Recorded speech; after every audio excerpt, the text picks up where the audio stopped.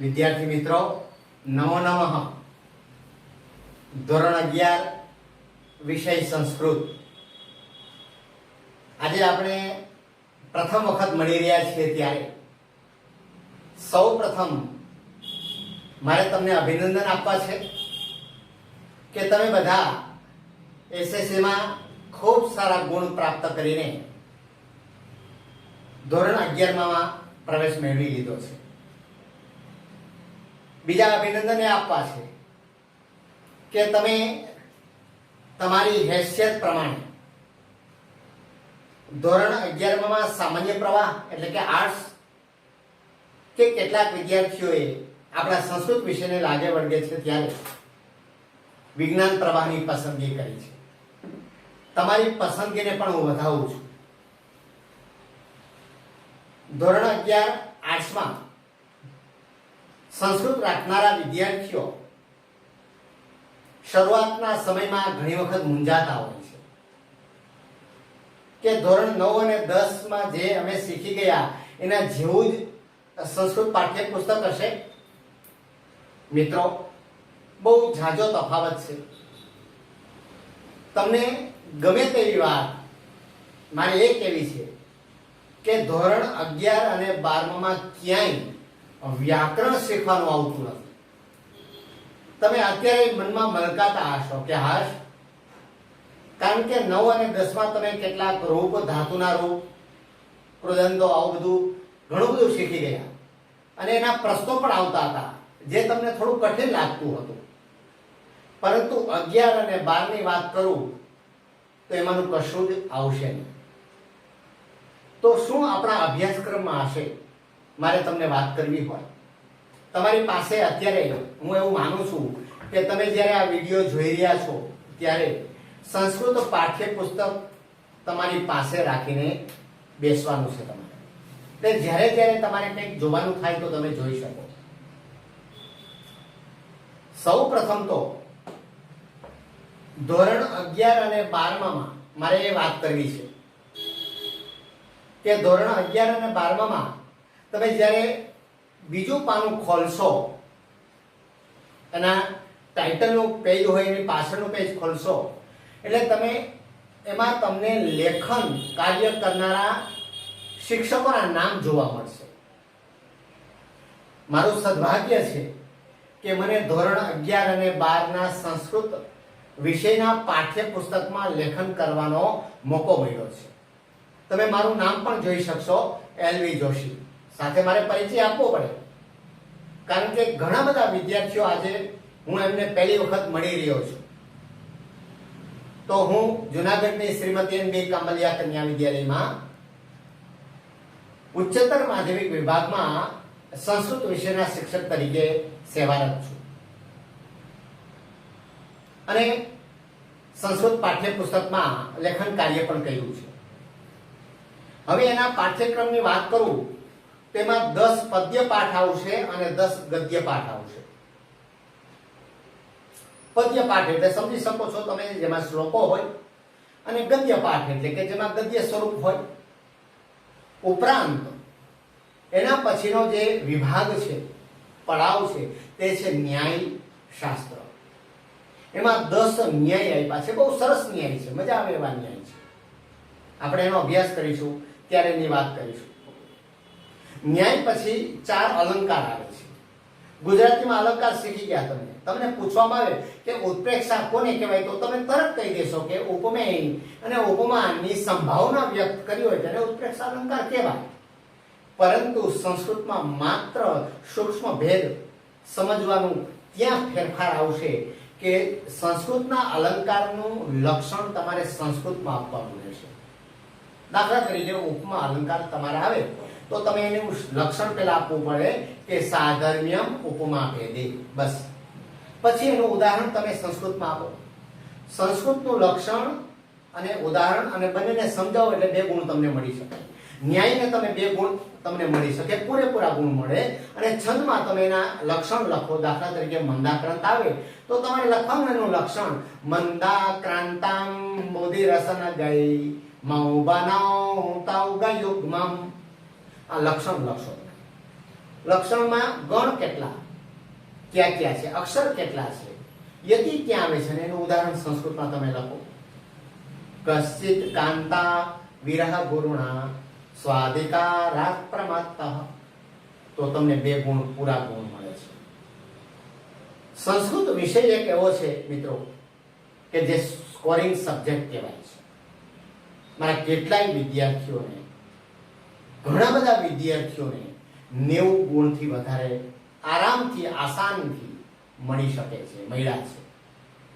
અને 96, 97 ગુણ પણ મળી ચૂક્યા છે. એનો અર્થ એ કે આમાં ધારો તેટલા ગુણ, માર્ક્સ તમે મેળવી શકો છો. કારણ કે આમાં કોઈ ગુણ કપાવવાની કોઈ સંભાવના જ નથી.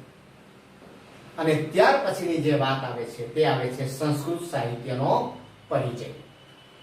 એમાં શરૂઆતમાં વેદ આવશે, ઋગ્વેદ, યજુર્વેદ, સામવેદ, અથર્વવેદ. ત્યાર પછી ઉપનિષદ આવશે. ત્યાર પછી ભાસ નાટક ચક્ર. બહુ વિસ્તૃત આ વિષય છે. 13 નાટકો છે, રામાયણ પર આધારિત, મહાભારત પર આધારિત. આ 13 નાટકની ચર્ચા કરવાની રહેશે. કાલિદાસના 3 નાટક આવશે, પંચતંત્ર આવશે, પ્રાણી કથા, અને છેલ્લે આવશે શાસ્ત્રોનો ઇતિહાસ 2 પાનામાં.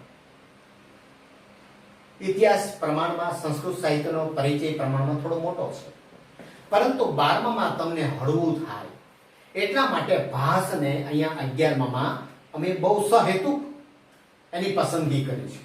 નહીં તો જૂના અભ્યાસક્રમમાં એ ભાસના 13 નાટક તમારે 12માની પરીક્ષાની, બોર્ડની પરીક્ષામાં તૈયાર કરવા પડતા હતા. કેટલું કઠિન કામ થઈ જાય. આપણે આ બધા જ વિષયોની ચર્ચા કરવાના છીએ. એમાં એક સંસ્કૃત સાહિત્યના પરિચયમાં એક શબ્દ આવ્યો હતો, વેદ હું બોલ્યો હતો. તો અહીંયા આપણું જે શીર્ષક છે તે પણ કેવું છે? વેદામૃતમ એવું એક શીર્ષક છે.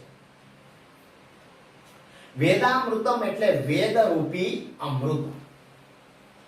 અમૃત એટલે અમરત્વ, નિત્ય, શાશ્વત. શું છે? તો કે વેદના મંત્રો એવા છે કે જે શાશ્વત છે, જે નિત્ય છે, હંમેશા એ ટકી રહેનારા છે, અમરત્વને ધારણ કરેલા છે, જેનો ક્યારેય નાશ થતો નથી. એ વેદ પ્રમાણભૂત મનાય છે. વેદ વિશે આપણે વિગતે ચર્ચા કરવાના છે, પણ પૂર્વ ભૂમિકામાં બહુ 2-3 વાત જ તમને કહેવા માંગુ છું કે વેદ મૂળ શબ્દ વિદ ધાતુ પરથી ઉતરી આવ્યો છે. વિદ, વિદ એટલે જાણવું, અને વેદ એટલે જાણવાનો વિષય છે, સમજવાનો વિષય છે, પામવાનો વિષય છે. વેદ જીવનમાં ઉતારવાનો વિષય છે. એ વેદ લખ્યા કોણે? કેટલાક તરત કહેશે કે વેદ વ્યાસે લખ્યા. નહીં, વ્યાસજીએ તો એને વ્યવસ્થિત સ્વરૂપ આપ્યું છે. તો વેદના રચયિતા કોણ? આવો પ્રશ્ન પૂછાય તો તમારે લખવાનું. વેદ અપૌરુષેય છે. એટલે એનો શું? અપૌરુષેય કોઈનું નામ નથી. તો શું છે? અપૌરુષેય એટલે કોઈ પુરુષે એની રચના કરી નથી. તો તરત તમને ચમકારો થાય તો શું કોઈ સ્ત્રીએ એની રચના કરી છે? નહીં. અહીંયા પુરુષનો અર્થ જેન્ટ્સના અર્થમાં લેવાનો નથી. અહીંયા પુરુષનો અર્થ શું લેવાનો છે? વ્યક્તિના અર્થમાં લેવાનો છે. કોઈ વ્યક્તિએ નથી કરી. તો જેમણે રચના કરી છે અથવા જેમના દ્વારા પાસેથી આપણને મળે છે એને મંત્ર દ્રષ્ટા કહેવાય છે. મંત્ર દ્રષ્ટા એટલે શું? એ મંત્રો એને લખ્યા નથી, પણ એ મંત્રોનું એમને દર્શન થયું છે. કેવી રીતે દર્શન થાય? તમે આંખો બંધ કરો ને તમને કોઈ ઈષ્ટદેવના દર્શન થાય છે? તો કે આ થાય છે. કવિ નદી કિનારે બેસે અને કલમ હાથમાં લઈને એ કંઈક લખવા માંડે, કવિતા બનાવવા માંડે તો શું થાય છે? કાવ્યનું સર્જન થાય છે. ક્યાંથી થાય છે? એમના હૃદયની માંથી સરવાણી અંકુરિત થાય છે. એવી રીતે આ વેદ મંત્રો પ્રાપ્ત થયા છે. ઋષિ જ્યારે ધ્યાનસ્થ અવસ્થામાં બેઠા હતા ત્યારે એમને આ મંત્રોનું દર્શન થયું. એ મંત્રો એમણે એમના શિષ્યોને આપ્યા, એ શિષ્યોએ એમના શિષ્યોને આપ્યા. પરંપરાગત રીતે આપણને આ વેદ પ્રાપ્ત થયા છે. એટલે વેદના જે દૃષ્ટા છે ને મંત્ર દૃષ્ટા કહેવાય છે. આ મંત્ર દ્રષ્ટા 1 કે 2, 10, 20 નથી, એની સંખ્યા કેટલી છે? 403 છે. એક મારે તમને પૂછવું છે, તમે ક્યાંક સાંભળ્યું હોય, મેં સાંભળ્યું હતું પેલા કે વેદ વાંચવાનો અધિકાર સ્ત્રીઓને નથી. શું કેવું તમારું? આ વાત સાચી છે? નહીં. એની પાસે 2 પુરાવા મારી પાસે છે એના માટે. ક્યાં 2 પુરાવા? તો પેલો પુરાવો એ કે મંત્ર દ્રષ્ટા જે 403 ઋષિઓ છે એમાં ઋષિકાઓના પણ નામ છે. કયા કયા ઋષિકાઓ? તો કે ગાર્ગી છે, અપારા છે, મૈત્રેયી છે. એનો અર્થ એ કે જો ઋષિઓને મંત્રોનું દર્શન થયું હોય તો મંત્રોને આપણે પઠન કરી શકીએ, અભ્યાસ કરી શકીએ.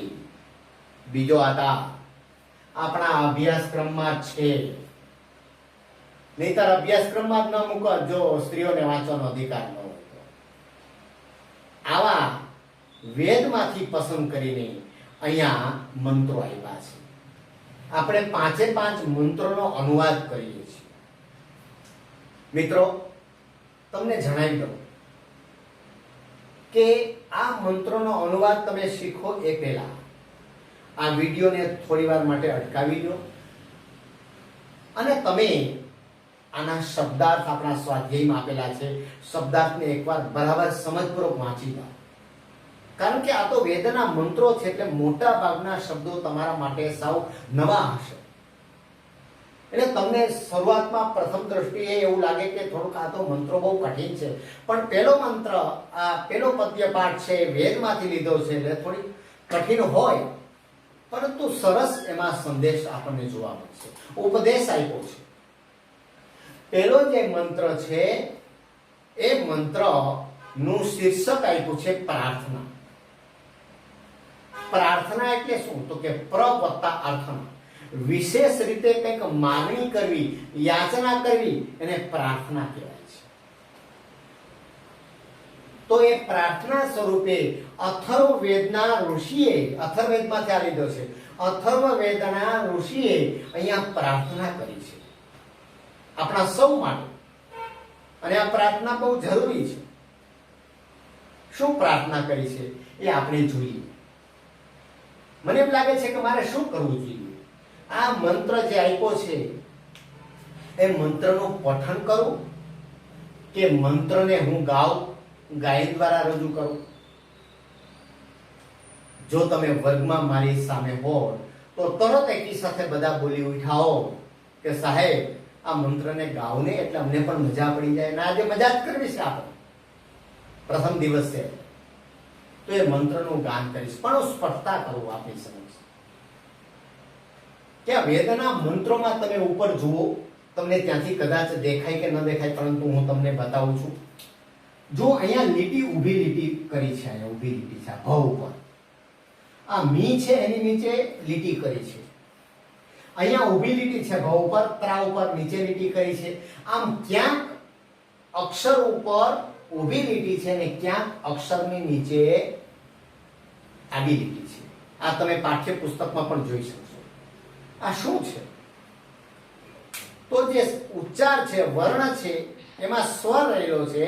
સ્વરના 3 પ્રકાર છે, ઉદાત્ત, અનુદાત્ત અને સ્વરિત. જે ઊંચેથી તેનો ઉચ્ચાર કરવાનો છે, ઊંડાણથી, એને ઉદાત્ત કહેવાય છે. નીચેથી જેનો ઉચ્ચાર કરવાનો છે અનુદાત્ત છે, અને મધ્યમથી જેનો ઉચ્ચાર કરવાનો આવે છે તે સ્વરિત છે. ઉદાત્તની નિશાની શું છે? તો કે એની ક્યાંય તમને નિશાની જોવા મળશે નહીં. અનુદાત્તની તો કે જે અક્ષરની નીચે લીટી છે એને અનુદાત્ત સ્વર કહેવાય છે, અને જે અક્ષર ઉપર ઊભી લીટી છે એને શું કહેવાય છે? સ્વરિત કહેવાય છે. આ શબ્દો હું લખું છું અહીંયા: ઉદાત્ત, અનુદાત્ત અને સ્વરિત. આ 3 સ્વર છે. અનુદાત્ત કયું છે મેં તમને કીધું, અક્ષરની નીચે આડી લીટી, યાદ રાખજો પ્રશ્ન પૂછાય તો. સ્વરિત શું છે? તો કે અક્ષરની ઉપર ઊભી લીટી. ઉદાત્ત શું છે? કે એ સિવાયના જે વર્ણો છે, અક્ષરો છે, જ્યાં કોઈ નિશાની નથી, એ બધાને તમારે ઉદાત્ત સમજવાના છે.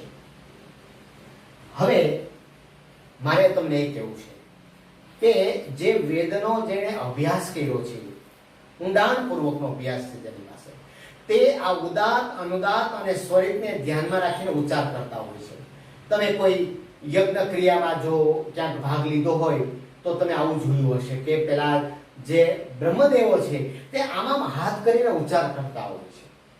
એ આ મુજબ હોય છે, ઉદાત્ત, અનુદાત્ત અને સ્વરિત. હું એ પ્રમાણે ઉચ્ચાર નહીં કરી શકું, ઉદાત્ત, અનુદાત્ત અને સ્વરિત પ્રમાણે. પરંતુ તમને ગમે, આપણે વર્ગખંડમાં જે રીતે રજૂ કરતા હોઈએ એ રીતે હું આને પ્રસ્તુત કરું છું તમારી સમક્ષ.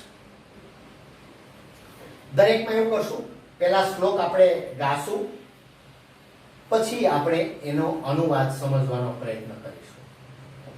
મારી અપેક્ષા છે, મને આશા છે કે તમને એ અનુવાદ પછી આવડી જ જશે. એ પણ તમારું ધ્યાન દોરું, તમને ગમે આ મંત્ર રજૂ કરું છું ત્યારે, પૂરો થાય ત્યારે તમે હારે હારે પણ ગાઈ શકો. અહીંયા પણ તમને દેખાય છે, તમારા પાઠ્યપુસ્તકમાં પણ છે, તમે ગાઈ શકો. અને છેલ્લે તમે સ્વાહા તો કરજો, બરાબર છે? જમણા હાથે શું કરવાનું? સ્વાહા. સ્વાહાનો અર્થ શું થાય? એ અર્પણ કરવું. આપણે ઘણીવાર યજ્ઞ ક્રિયામાં કોઈ બેઠા હોય તો એમાં આવતું હોય છે, ઓમ અગ્નયે સ્વાહા ઇદમ નમઃ, ઓમ વરુણાય સ્વાહા ઇદમ નમઃ, એમ સ્વાહા કરજો. એટલે તમે પણ મારી સાથે આ પ્રાર્થનામાં જોડાયા છો એમ સમજી શકાય. સારું, પ્રસ્તુત છે વેદામૃતમ પ્રથમ મંત્ર. ઓમ અભયમ મિત્રાત અભયમ મિત્રાત અભયમ જ્ઞાતાત અભયમ પરોક્ષાત અભયમ નાતમ અભયમ દેવા નઃ સર્વા આશા મમ મિત્રમ ભવન્તો સ્વાહા. સરસ, મજા આવી ગઈ? વન્સ મોર નહીં કહેવાનું હો, કારણ કે તમે કહેશો તો મને કઈ સંભળાવવાનું નથી. પણ દરેક મંત્રને આપણે ગાવાના છીએ ચોક્કસ. અને આ 5 મંત્રો પછી તમને પણ ગાતા આવડી જવું જોઈએ, સ્પષ્ટ ઉચ્ચાર સાથે. હવે એક શબ્દ આમાં વારંવાર આવ્યો, તમે જોયો હોય તો, અભયમ. ક્યાં છે અભય? તો કે અભયમ, અભયમ, અભયમ, અભયમ, અભયમ, અભયમ. મજાનો શબ્દ છે. આપણે શબ્દને પેલા સમજીએ. અહીંયા પ્રાર્થના સ્વરૂપે, પ્રાર્થનાના શીર્ષક નીચે પેલો મંત્ર આપ્યો છે અથર્વવેદમાંથી. ઋષિ પ્રાર્થના કરે છે કે અમને અભય પ્રાપ્ત થાઓ. અભય એટલે અમે કોઈનાથી ગભરાઈએ નહીં, બીક ન લાગે અમને કોઈ. અને જે માણસ પાસે પુષ્કળ ધન સંપત્તિ હોય, એ ધન વૈભવમાં આરોગતો હોય, પણ જો એની આસપાસ એને કમાન્ડો રાખવા પડતા હોય તો એનું જીવન નકામું છે. એના બદલે એ સામાન્ય ઘરમાં રહેનારો, બે સમયનું ભોજન પૂરું કરનારો, એ મધ્યમ વર્ગનો માણસ એ શાંતિથી રહી શકતો હોય ને તો એનું જીવન સફળ છે. ભય ન હોવો જોઈએ. જેને ભય હોય ને એ હંમેશા એમની પડતી થતી હોય છે. ક્યાંય પણ બોલવામાં ભય છે ને, આપણે સાચી વાત કરવી છે, નિર્ભયતાથી વાત કરો. શ્રીમદ ભગવદ્ ગીતામાં એક પંક્તિ આવે છે. જો આ શરૂઆતમાં એટલે કહું છું કે સંદર્ભ સમજૂતી તમારે પૂછાઈ આવી. સર્વા આશા મમ મિત્રમ ભવન્તુ. સર્વા આશા, સર્વા એટલે બધી, અને આશાનો એક નવો અર્થ થાય છે અહીંયા. આશાનો અર્થ થાય દિશા. બધી દિશા મમ મિત્રમ ભવન્તુ, મારી મિત્ર બની રહો. કેટલી દિશા છે? 4 દિશા, 4 ખૂણા, ઉપર ને નીચે. કુલ કેટલી દિશા થઈ? 10 દિશા થઈ. એટલે તો ઘણીવાર કહેવાય છે કે અમને 10 દિશાઓમાંથી સારા વિચારો પ્રાપ્ત થાવ. તો એ અમને બધી દિશાઓ મારી મિત્ર બની રહો. અમે જે સ્થળે જઈએ ત્યાં અમારા માટે કલ્યાણકારક બની રહે એવી પ્રાર્થના કરી છે. આપણે જોઈએ પછી એમના વિશેની એક બે વાત આપને કહીશ. અભયમ મિત્રાત. જો અહીંયા શબ્દ નહ છે. નહ એટલે અમને. અમને મિત્રાત અભયમ. મિત્રાત એટલે મિત્રથી, અમને મિત્રથી, મિત્રોથી, અને અમિત્રાત એટલે કે મિત્ર ન હોય એને આપણે શું કહીએ? શત્રુ. અમને શત્રુથી અભય પ્રાપ્ત થાઓ. કોનાથી અભય પ્રાપ્ત થાઓ? તો કે પેલા મિત્ર તરફથી અને અમિત્ર તરફથી, શત્રુ તરફથી. તમે સમજી શકો કે શત્રુ તરફથી અમને અભય પ્રાપ્ત થાઓ એટલે અમને શત્રુની બીક ન લાગે. આપણને આપણો દુશ્મન કોઈ હોય, કોઈ પણ પ્રકારનો હોય, તો એનો આપણને ભય લાગે નહીં. આપણને કોઈ શારીરિક રીતે, માનસિક રીતે એક ક્ષતિ પહોંચાડશે તો. પરંતુ મિત્ર તરફથી ભય લાગે? હા લાગે. મારે તમને એ કહેવું છે કે ઘણી વખત મિત્રો પણ દગો આપે છે. કેવા મિત્રો? સામાન્ય મિત્રો બનતો નથી. આપણે ત્યાં વાત આવતી, શેરી મિત્રો 100 મળે, તાણી મિત્રો અનેક, જેને સુખ દુઃખમાં પામીએ એ લાખોમાં એક. બસ આવા સુખ દુઃખમાં ભાગીદાર બને ને એવા મિત્ર આપણને કોઈ ભય ના આપે, કોઈ મુશ્કેલી ઊભી ના કરે. પણ બાકીના જે કહેવાતા મિત્રો હોય ને એ મુશ્કેલી ઊભી કરે છે.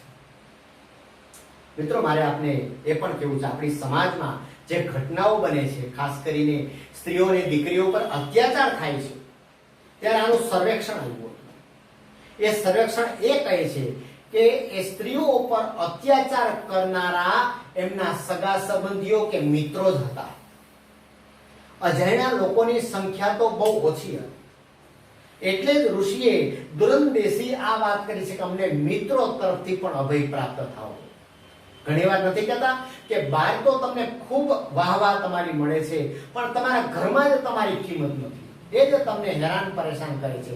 તમારો પરિવાર કેટલીક વાર હેરાન પરેશાન કરતો હોય તો એ વાત અહીંયા સમજાવી છે કે અમને નહ એટલે અમને મિત્રોથી અને શત્રુઓથી અભય પ્રાપ્ત થવું. અભય બે વખત છે પણ આપણે એક જ અર્થ લઈએ છીએ, અભય પ્રાપ્ત થવું.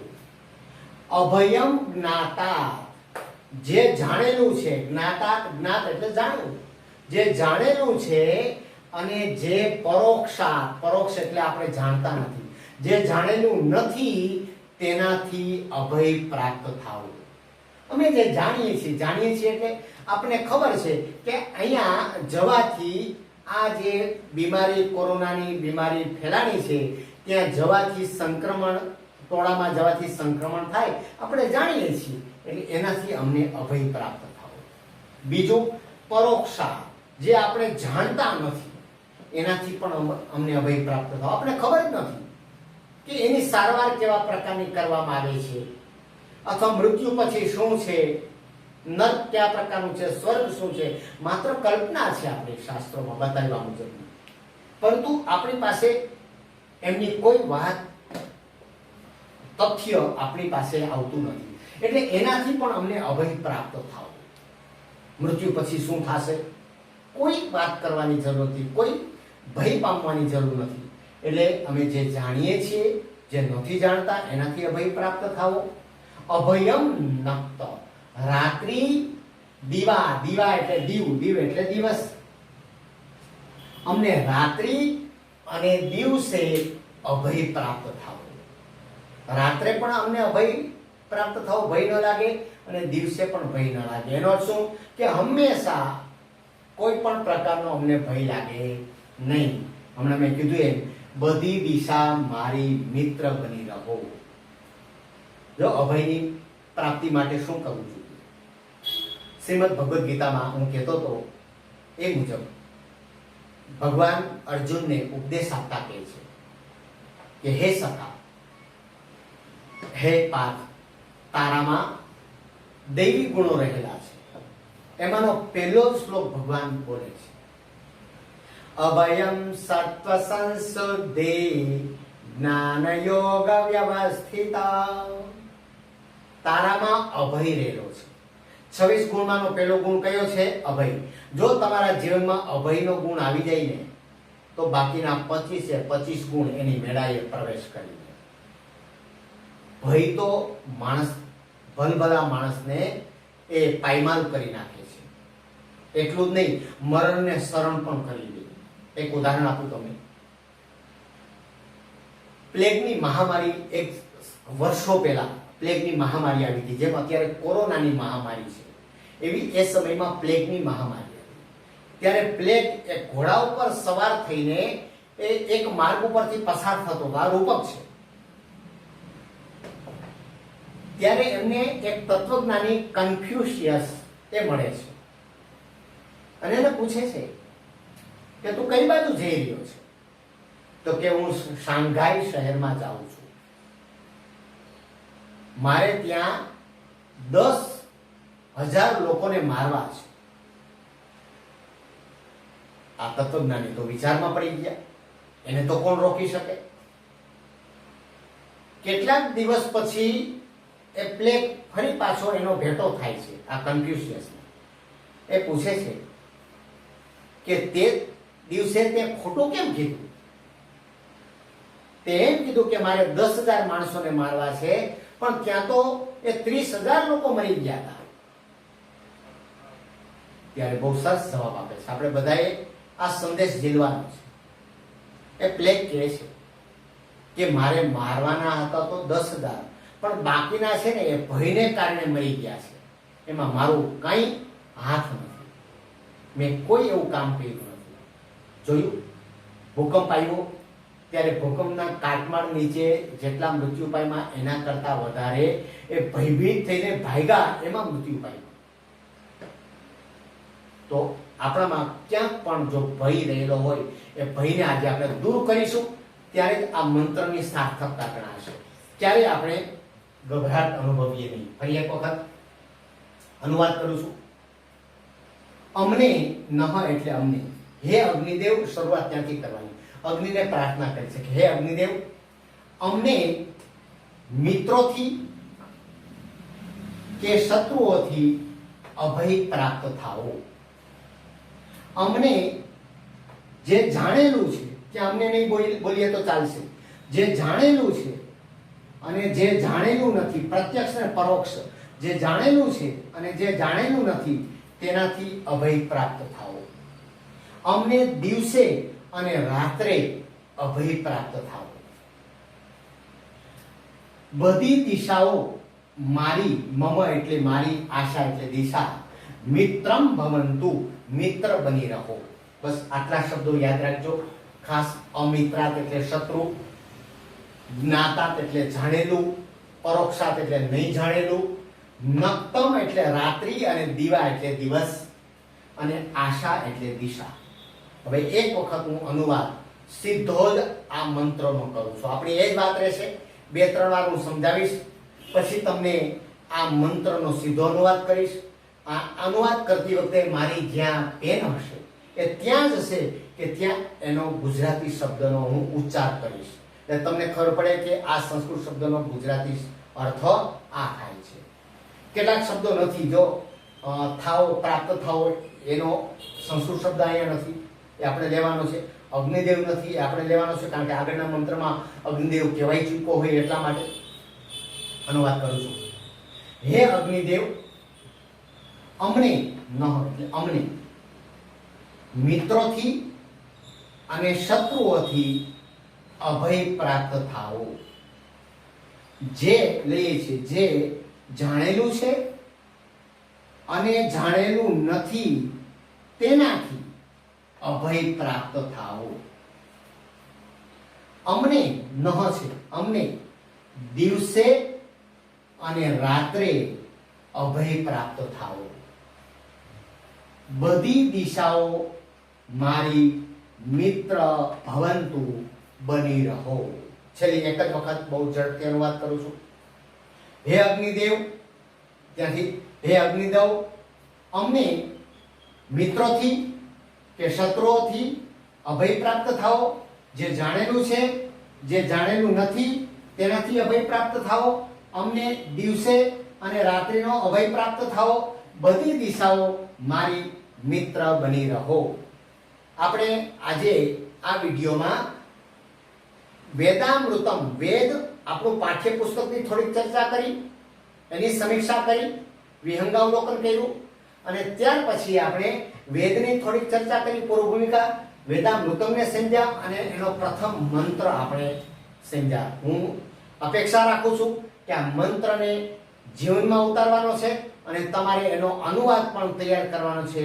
હવે વેદામૃતમ વિડીયો ભાગ 2 માં આપણે બાકીના જે 4 મંત્રો છે એ 4 મંત્રોનો અનુવાદ કરવાના છે. ત્યાં સુધી આપ સૌને નમસ્કાર.